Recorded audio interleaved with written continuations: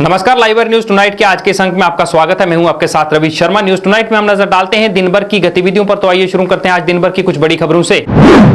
जम्मू कश्मीर के लिए आर्थिक पैकेज का ऐलान, 1 साल तक बिजली पानी के बिल में 50% की छूट।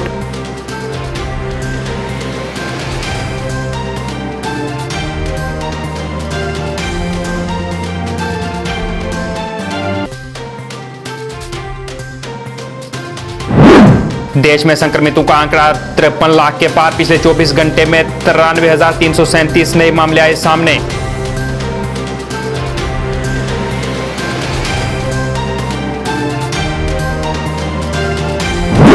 सलाड़ा रसपुरा में किसानों का प्रदर्शन, सरकार के प्रति जताई नाराजगी।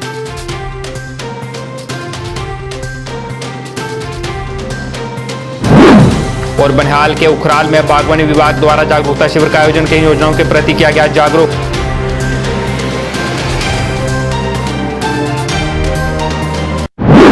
समाचार विस्तार से। प्रधानमंत्री नरेंद्र मोदी के आत्मनिर्भर भारत अभियान को आगे ले जाते हुए शनिवार को जम्मू और कश्मीर के उपराज्यपाल मनोज सिन्हा ने राज्य के लिए 1,350 करोड़ रुपए के आर्थिक पैकेज का ऐलान किया है। उपराज्यपाल ने शनिवार को कहा, मुझे आर्थिक कठिनाइयों का सामना कर रहे राज्य के कारोबारियों के लिए आर्थिक पैकेज की घोषणा करते हुए खुशी हो रही है। यह कारोबारियों को सुविधा देने के लिए हमारे द्वारा किए गए आत्मनिर्भर भारत और अन्य उपायों के लाभों के अतिरिक्त है। लगता है कि आप मुझसे बेहतर जानते हैं कि शायद पहली बार किसी कमेटी ने टाइमली रिपोर्ट दी है, 12 दिनों में रिपोर्ट दी है। ये शायद पहली बार यहां हुआ है लंबे समय के बाद। और आज मैं आपके सामने ये बात करते हुए मुझे बहुत प्रसन्नता है कि आर्थिक समस्या झेल रहे बिजनेस कम्युनिटी के लोगों के लिए एक 1,350 करोड़ रुपए का इकोनॉमिक पैकेज हम सब ने मिलकर के मंजूर किया है। यह आत्मनिर्भर भारत अभियान जो माननीय प्रधानमंत्री जी ने घोषित किया था, उसके अलावा इसके साथ साथ कई बड़े प्रशासनिक मेजर्स भी हमने लिए हैं, जिससे आवाम को, बिजनेसमैन को, इंडस्ट्री वालों को, टूरिज्म में लगे हुए लोगों को, सभी स्टेक होल्डर्स को बड़ा लाभ आने वाले दिनों में मिलने वाला है। आत्मनिर्भर भारत के प्रथम चरण में जो फोकस था वो किसान था, बैंक, फाइनेंस, पावर सेक्टर के reforms, technology, health care, business, गरीब तबकों को राहत, माइग्रेंट लेबरर्स को राहत। और इसके लिए जब घोषणा प्रधानमंत्री जी ने की थी तो 8 टास्क फोर्स यहां जम्मू कश्मीर में बनाई गई। और मैं कहूं कि उसने बहुत अच्छा काम किया। मोटे तौर पर मैं बताऊं कि आत्मनिर्भर भारत के पैकेज से 1,400 करोड़ रुपए जेके बैंक ने यहां के लोगों को दिया है। मोटे तौर पर 6,000 करोड़ रुपए पावर सेक्टर को ठीक करने के लिए आत्मनिर्भर भारत के पैकेज के अंतर्गत जम्मू कश्मीर को मिला है। इसके अलावा उपराज्यपाल ने बिजली पानी के बिलों पर 1 साल तक 50% छूट का भी ऐलान किया। उन्होंने कहा, बिजली और पानी के बिल में 1 साल तक के लिए 50% की छूट दी जाएगी। सभी कर्जदारकों के मामले में मार्च 2021 तक स्टैंप ड्यूटी में छूट दी गई है। अच्छे मूल्य निर्धारण, पूर्ण भुगतान विकल्पों के साथ पर्यटन क्षेत्र में लोगों को वित्तीय सहायता के लिए जम्मू और कश्मीर बैंक द्वारा कस्टम हेल्थ टूरिज्म योजना की स्थापना की जाएगी। उपराज्यपाल ने कहा, हमने मौजूदा वित्तीय वर्ष में 6 महीने के लिए बिना किसी शर्त के कारोबारी समुदाय के प्रत्येक उधार लेने वाले व्यक्ति को 5% ब्याज देने का फैसला किया है।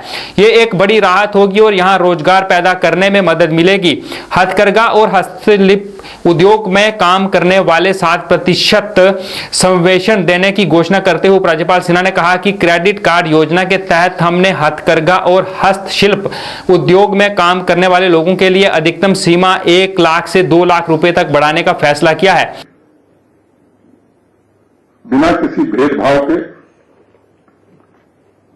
हमने तय किया है कि जम्मू कश्मीर में 5% इंटरेस्ट सबवेंशन सभी छोटे बड़े बारोवर्स के लिए बिना किसी भेदभाव के लिए हम कर रहे हैं। ये बहुत महत्वपूर्ण बात है और मैं अनप्रेसिडेंटेड इसे कहूंगा कि 5% का इंटरेस्ट सबवेंशन बिना किसी भेदभाव के, स्मॉल स्केल इंडस्ट्री हो, मीडियम हो, बड़ी इंडस्ट्री हो, जिसमें जो भी बारोवर है बिजनेस से रिलेटेड, ट्रेड से रिलेटेड, इंडस्ट्री से रिलेटेड, उसको 5% इंटरेस्ट सब्वेंशन हम दे रहे हैं। कोई डिस्क्रिमिनेटरी क्राइटेरिया हमने नहीं रखी और इसमें कुल 950 करोड़ रुपए जम्मू कश्मीर यूटी का प्रशासन डायरेक्ट सीधे मदद कर रहा है। इससे मैं मानता हूं कि अनेक लोगों को लाभ भी होगा, लाखों लोगों के लिए एम्प्लॉयमेंट जनरेट होगा और एक जो बड़ी चर्चा यहां चलती है, मैं समझता हूं कि एम्प्लॉयमेंट जनरेशन का रास्ता आज हम इस पैकेज के माध्यम से खोलने जा रहे हैं। 1 साल के लिए बिजली और पानी के बिल में 50% की रियायत दी है, जिस पर करीब 105 करोड़ रुपए हम खर्च करने जा रहे हैं।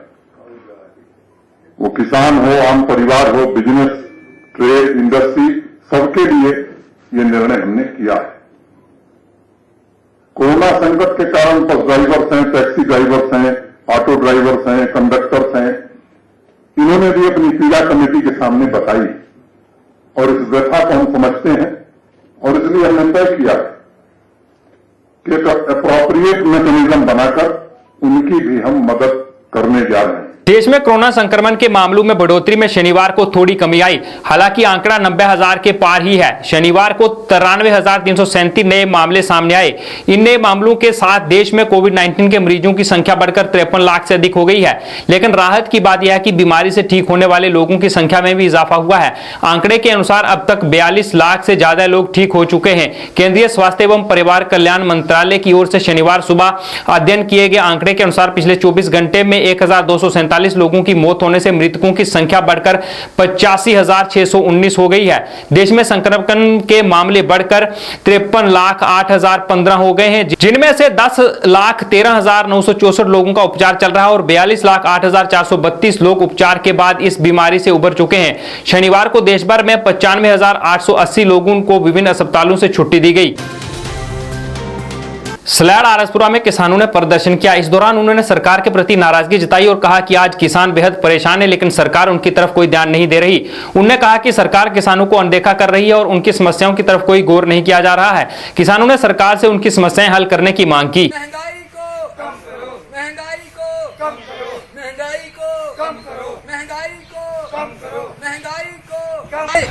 कोई कारोबार नहीं है। जब किसान का आलू पैदा होता है तो उसकी कीमत 5 रुपए साहूकार डालता है। आज वही आलू की कीमत 50 रुपए किलो हो गई है। प्याज जब पैदा होता है, किसान के घर में होता है तो उसकी कीमत 4 या 5 रुपए किलो होती है। आज वही प्याज 80 रुपए किलो बिक रहा है। हम सरकार से जानना चाहते हैं कि पहले ही कोविड-19 कोरोना वायरस के कारण पूरे देश में हाहाकार मची हुई है। हर रोज हजारों लोग मर रहे हैं। लाखों के हिसाब से कोरोना वायरस आ रहा है और सरकार जो है इसकी तरफ कोई ध्यान नहीं दे रही है। कोरोना वायरस से लोग मर रहे हैं, अब भूख से लोग मरेंगे। तो मेरी जो आपके मीडिया के माध्यम से सरकार से बेनती है कि अगर लोगों ने गलती की आपकी सरकार बनाने में, तो इतनी सजा मत दीजिए कि किसान और मजदूर मर जाए और सिर्फ आप ही रह जाए। जय भीम, जय भारत। बागवानी विभाग जम्मू कश्मीर द्वारा बनिहाल के उखराल में एक जागरूकता शिविर का आयोजन किया गया, जिसमें मुख्य बागवानी अधिकारी जिला रामबन व कई और अधिकारी भी उपस्थित रहे। विभाग के अधिकारियों ने विभिन्न सरकारी योजनाओं के प्रति जागरूक किया, जिसमें लाभार्थियों को सब्सिडी दी जाती है, जैसे एरिया एग्जाम्पेशन, साइंस सैंपलिंग, वर्मी कंपोस्ट आदि। शिविर में बीडीसी अध्यक्ष करलेप सिंह के साथ साथ 55 किसान मौजूद थे। इस मौके पर भविष्य में भी इस तरह के शिविरों का आयोजन करने के लिए किसानों को विभाग द्वारा आश्वासन दिया गया। हूँ अभी तक यहाँ की तरफ से हमने उखराल जो खारखंड एरिया है रामबन डिस्ट्रिक्ट का, यहाँ पर एक हॉर्टिकल्चर की तरफ से एक अवेयरनेस कैंप लगाया था, जिसमें कि हमारे बीडीसी चेयरपर्सन साहब और PRI और फार्मर्स और बागवान भाई आए थे। और हमने डिपार्टमेंट का जो इतने भी हमारी जो स्कीमें चल रही हैं फार्मर को आत्मनिर्भर बनाने के लिए, जैसे हम इस एरिया में नए बाग लगाने के लिए डिपार्टमेंट की बहुत सी स्कीमें हैं, जैसे कि हम का इस्तेमाल करें, हाई जो मैकेनाइजेशन है उसकी तरफ आएँ, तो ट्रैक्टर कल्टीवेशन की तरफ आएँ, ड्रिप। मुख्य वार्ड नंबर 51 के पार्षद राजकुमार ने आज नरवाल राजीव नगर का दौरा किया और गत दिनों हुए बारिश के नुकसान का जायजा लिया। इस अवसर पर उन्होंने लोगों की समस्याओं को सुना और उन्हें जल्द हल करने का आश्वासन दिया। एरिया में हमने टूर किया। कासिम नगर में हम इस समय खड़े हैं, लेकिन राजीव नगर में हम खड़े हैं, लेकिन हमने देखा कि बारिश ने काफ़ी तबाही फेरी हुई है। 5-7 घर जो हैं उनको काफ़ी डैमेज किया हुआ है। एक तो परशुराम जी का है, मंजीत जी का है, अनवर जी का है और गोपाल शर्मा जी का जो घर है। मैं सरकार से आगाह करूंगा कि ये जो पोर्शन है, ये इस पोर्शन को आरसीसी द्वारा देकर इसको प्रोटेक्ट किए जाए, ताकि आने वाले दिनों में इसका कोई नुकसान आगे ना हो। लेकिन हमें पता चला है कि राजीव नगर में जो नाला शुरू किया गया है, ये ऑलरेडी कोई प्रोजेक्ट सैंक्शन है, लेकिन हम सरकार से ये आगाह करेंगे कि जहां से इसका प्रोजेक्ट का शुरुआत करनी थी उन्होंने वहां पर नहीं की है, हमें ये पता चला। लेकिन हम भी ये चीज बरामद करेंगे कि ये प्रोजेक्ट कहां से बनाया है इन्होंने, कहां से शुरू किया। अगर गलत किया होगा तो हम जहां पर प्रोटेस्ट पे बैठ जाएंगे और सरकार को ये बता देंगे कि काम करने के तौर तरीके हैं जो उनको बदलने पड़ेंगे इंजीनियरों को।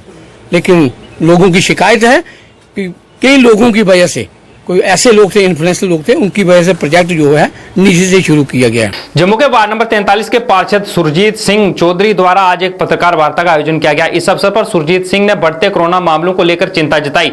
सुरजीत सिंह का कहना था कि कोरोना के मामले दिन प्रतिदिन बढ़ते जा रहे हैं और ऐसे में अस्पतालों में दी जा रही सुविधाओं से लोग परेशान हैं।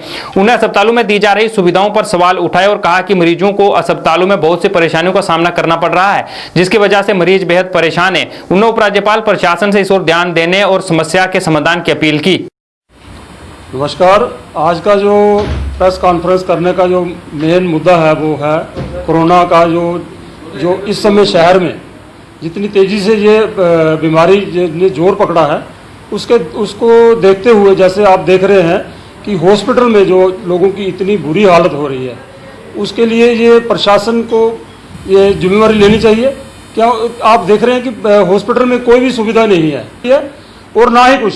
मैं अपने जो हमारे आदरणीय डॉक्टर जितेंद्र सिंह जी हैं, हमारे पार्टी के वो सीनियर लीडर हैं, हमारे मार्गदर्शक हैं वो, और हमारे वो अपने मोदी जी के साथ में मंत्री हैं, मैं उनसे भी विनती करता हूं कि आप भी यहाँ पे थोड़ा सा आप जो जितना भी काम कर रहे हैं, अच्छा काम कर रहे हैं, उसके बावजूद भी आप थोड़ा सा हॉस्पिटल के ऊपर थोड़ी सी ये मेहरबानी करके हॉस्पिटल जो जितने भी हैं हमारे, चाहे वो J&K के जितने भी हॉस्पिटल हैं, हमारे हॉस्पिटलों में बहुत बुरी हालत हो गई है, इन पे थोड़ा सा ध्यान दीजिए।